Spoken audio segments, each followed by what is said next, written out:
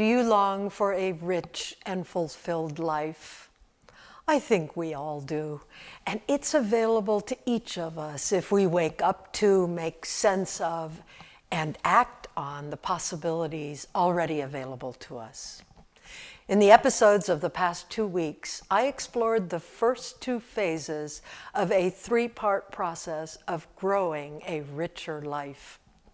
Today, let's look at the final phase, which is inner wisdom to action.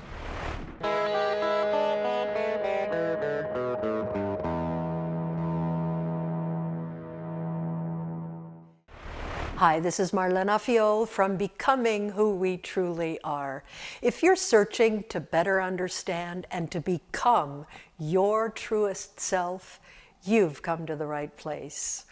Please join me on this journey of self-discovery, and I would love it if you'd share some of your own experiences in the comment section below.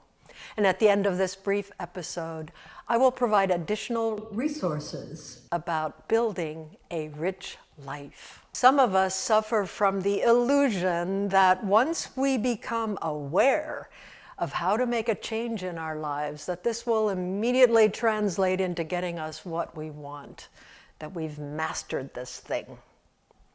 This illusion happens because our new awareness is a light bulb or kind of an aha moment, and it feels good.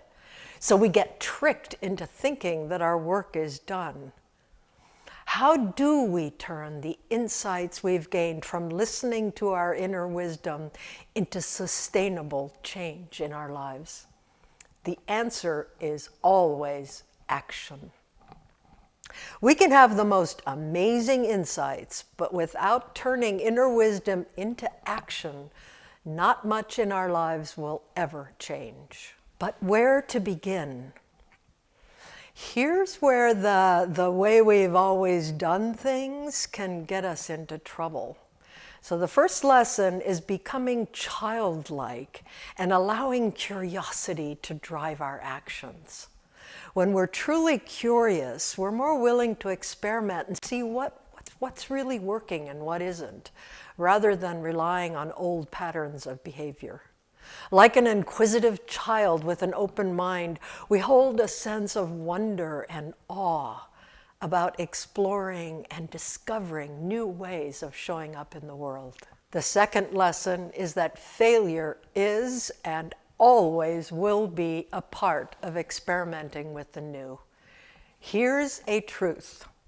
If you've never tasted failure, you've never really experimented with truly new ways of showing up in life.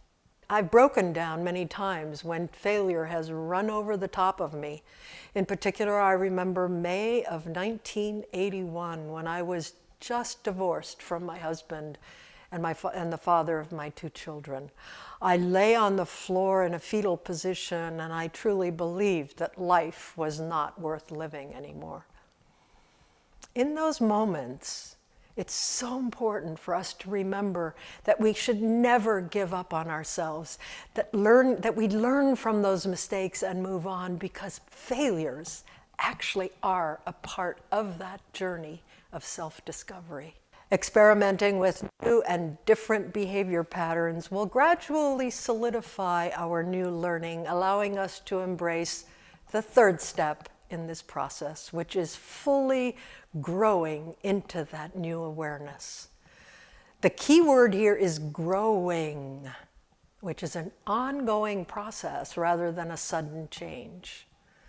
I really think that the word personal growth should more accurately be called personal growing to denote the gradual nature of that process.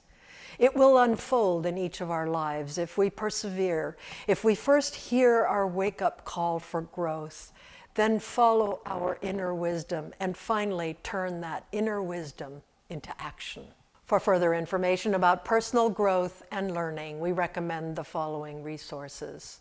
First, a TEDx presentation by Shirzad Chamine, Know Your Inner Saboteurs.